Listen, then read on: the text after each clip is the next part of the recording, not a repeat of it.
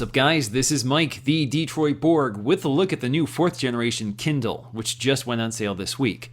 Amazon has also announced a touch-enabled version called the Kindle Touch, as well as the Kindle Fire tablet, which are arriving in mid-November. I have those on order, so stay tuned for those reviews and comparisons. In the meantime, you can get your hands on the No Frills Kindle 4th Gen right now for as little as $79 with ads, or $109 with no ads. We'll take a look at what that means in the following review. There is no 3G version of the standard Kindle, just Wi-Fi. The Kindle Touch will be the only 3G capable Kindle once it arrives. Quickly going over the changes, the new Kindle is less than 6 ounces and is 30% lighter than the Kindle 3 with an 18% smaller body, but keeps the same 6-inch e-ink display. The new Kindle also gets the latest e-ink display technology with faster page turns. The new Kindle also loses the QWERTY keyboard in favor of an on-screen one, which we'll take a look at in the demonstration. Now the Kindle 4th generation, just like the 3rd generation, ships in this frustration-free packaging. It's also very eco-friendly. It's all cardboard, and you don't need any knives to open this. All you have is this little pull tab, so we'll pull that. It should open right up. And there is the Kindle. Now before we get to the Kindle, let's take a look to see the literature they include with the Kindle. This falls in line with the eco-friendly design of this packaging, so instead of getting a little booklet, all you do is get this little card, which again looks like it's made out of recycled paper. So on the front is the basic instructions. Of course, if you want more detailed instructions, the Kindle has that already in the reader. On the back we have the license and terms of use. Now let's just lift the Kindle out of its cradle, and you can see it's wrapped in plastic, at least on the front. The back isn't wrapped, it's just the front plate. So let's peel this off. There you go. And let's put that aside and take a look to see the cable they included. So we have a USB cable. This is probably a micro USB cable, as it has always been. So there we go. Now you notice they did not include a wall adapter as they have with previous Kindles. So in order to charge this, you'll just have to connect this to any powered USB port, such as on your computer or anything like a DVD player inside your car or whatever. Now since this Kindle is not touch-based, it does have some physical controls. So we have a familiar D-pad for navigating. We have the menu button, the home button, a on-screen keyboard button, and a back button. The on-screen keyboard is controlled by this D-pad, so in order to select a number or letter, you'll have to use this D-pad. On the side we'll find our back and forward button. So the forward button is larger and you press down at an angle, so press this way. Same with the back button, and there's a duplicate set on the right. The Kindle's e-ink screen is matte, so there's less glare, so you see a little glare. It's not that bad at all. Certainly very different if you have a glass front panel. We do have a Kindle logo embossed on the top, and noticeably we have a very low profile bezel. Now this will be different with the touch-based Kindle, which will need a larger lip in order to set up the infrared technology, which is used to identify the positioning of your finger on the panel. In this case, it's not touch-based, so it's able to keep a very low profile. On the back of the Kindle, we'll find this one-piece plate, which looks like it's removable, but it's not. This is not meant to be opened by the end user. You can't change the battery or add additional storage. Now below all this regulatory labeling, we'll find some battery connectors. Now these are terminals for cases to interface with the battery. So some cases have built-in lights, and instead of providing their own battery, they can tap into the Kindle's battery. This was similar technology used on the previous Kindle, but it was located in a different location. It was located on the side. And of course, we have our power button and micro USB connector, as well as an LED indicator. All right, so it wants me to completely charge the Kindle, but I'm not going to do that right at this moment. We just want to take a look at the menu system, so let's power it on. I'm going to hold the power button. So we can see the LED indicator, and it's now booting up. Alright, so we're going to set this up for the first time, and you can see you can use the D-pad here to select. Of course, I'm in the United States. Next thing I need to do is log into Wi-Fi so it can connect to the Amazon servers and connect to my account and download all of my previous purchases. So I found my time capsule router, so let's connect to that. So now I need to enter my password, and this is where you're going to need to use the on-screen keyboard and the D-pad. So it wants me to press the keyboard button right here. Alright, so we have our on-screen keyboard here, which is surprisingly an A through Z keyboard. It's not a QWERTY keyboard, which is what I'm used to. You can see it's actually a tabbed keyboard, so if you want to go to symbols, you have to go to the top and select them. So let's go to symbols here. You see I have a whole host of symbols. Go back to ABZ. This is lowercase, uppercase. You can see these are other characters. I see umlauts and S-sets and everything you need for other languages. So I'm going to enter in a fake password so you guys don't know what it is. I'm just going to pick, I don't know, Detroit board. So I can click it left and right one at a time or hold it. So it kind of scrolls past pretty quickly. Anyway, it gives you an idea. I don't really like that sort of keyboard, but as long as I don't have to use it too much, it's not a big deal. Anyway, let's put in my real password and get this started. And once we're done with the keyboard, just hit done and hit submit.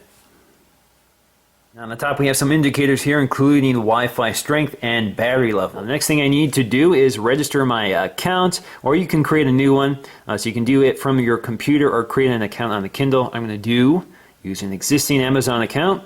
I just need to enter that information in. Now this brings us to the main home screen, and you can see Welcome Michael because it knows who I am now. And we can transfer our Kindle content from the cloud. We can also take a look at the new Oxford American Dictionary, Oxford Dictionary of English, Kindle User's Guide, and Archived Items. So if we go to Archived Items, we'll see my previous purchases. So you can see Evolution is a book that I read recently, so let's click on that.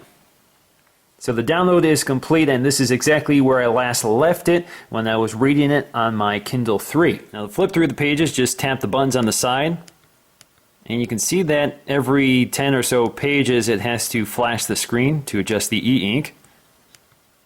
There you go. Now you can only do it one at a time. You can't just hold the key down and let it scroll through. Now you have some other options if you press the menu button right here. So you get some options up here. So you can go back to the Kindle store, change the font size, which is what I want to try out here. So you can see you can select through a number of font sizes, and it previews in the background. You can also change the typeface from regular, condensed, sans serif. You can also change the line spacing to large, medium, small. Words per line to default, fewer, or fewest. You can also change the rotation to portrait, landscape with the keypad on the left, portrait upside down, and landscape with the keyboard on the right. So let's do that one.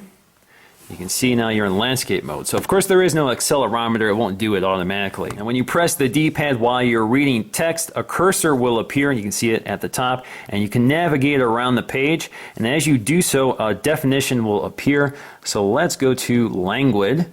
So languid, of a person, manner, or gesture displaying or having a disinclination for physical exertion or effort. Now if we want a broader definition, just press the center key. And now we have some other options so we can see the full definition, start a highlight, create a note, or cancel. Let's see the full definition. It should bring us right to the dictionary. So there's the full dictionary definition. In order to get back to the book, just press the back key.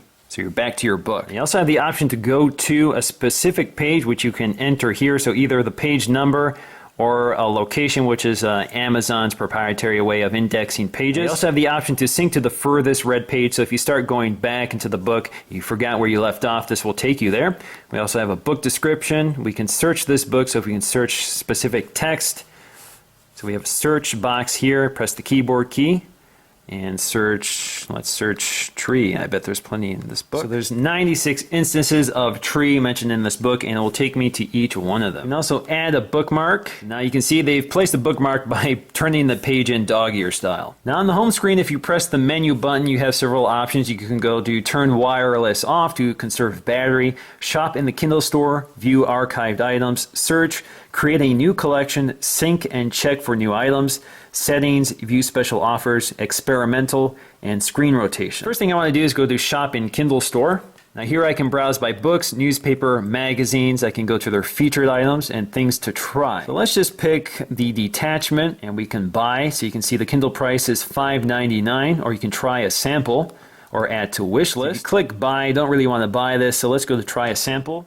So the sample is downloading and will appear on my home screen once it's done. So you can see at the very top we have the detachment by John Rain. So let's click on that. So it's not that many pages, it's just the first 10 or so pages of the first chapter. Now if we go to search, we have several options here. Let's type in Apple. So we can search My Items, the Kindle Store, Google, search Wikipedia, or search Dictionary, or go to the web, which will bring up a web browser. So let's just search the Kindle Store for now. So there we go. We have several books, and if we click OK, we can take a look. If you want to buy that, it's only 99 cents. Click OK. Brings up the book, and it will download the item to my home screen. So if we go to Home, there it is. So we have some cover art, and we can start reading. Now let's skip down to experimental. This is where you can load the web browser. So basically we have a web browser here with an address bar, a back button, a reload button. And it's pretty rudimentary because you don't have a mouse or a touch screen, so you have to move this cursor around. So what I want to do is go to the Apple website. The Apple page loads, and we have this little viewing box here that we can move around. This is basically a magnifier, so if I want to zoom on this section, just press the OK button, and it zooms up. Now to get out of that, you just press the back button. Zooms back out and basically reloads the page. Now, because this is the subsidized, cheapest Kindle, this does come with ads, so you see some ads posted on the home screen. Now to power down the Kindle, all you have to do is hold the power button, and it shuts down. Wake it back up, just press the power button, hold it for a few seconds. There you go. Now, taking a look at the Kindle 4 versus the old Kindle 3, you can see there's a huge difference in size. There's a big area here for the QWERTY keyboard, and this just has the small area for the physical D-pad and the menu buttons. But you can see that the screen size is the same. These are both 6-inch e-ink screens, so there's not a big difference there. This feels quite a bit heavier than the Kindle 4. It's not like this felt heavy to begin with, but this certainly feels very lightweight. Now they appear to be about the same thickness, not a big difference there.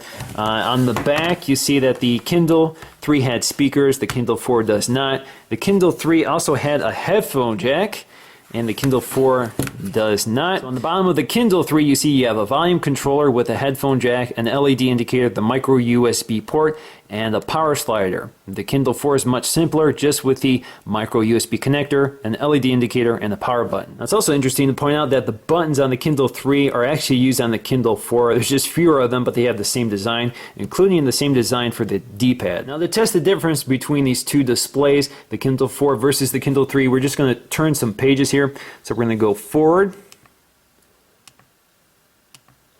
Now the big difference here is that the Kindle 3 has to refresh the entire screen, has to flash the entire screen every time you turn a page. The Kindle 4 only has to do it every 10 or so pages. But you can see the speed is about the same overall. Overall, I'm very impressed by the new Kindle. At $79, it's an unbeatable price for a superb e-ink screen in the lightest and cheapest e-reader on the market, which is backed by Amazon's unbeatable selection and seamless cloud syncing. However, in the end, I would probably recommend the Kindle Touch for the full touch-based keyboard and the touch controls to eliminate the side-mounted page turn buttons, which are easy to trigger by accident. So once again, guys, this is Mike the Detroit Borg. Thanks for watching, and I'll see you again in the next video.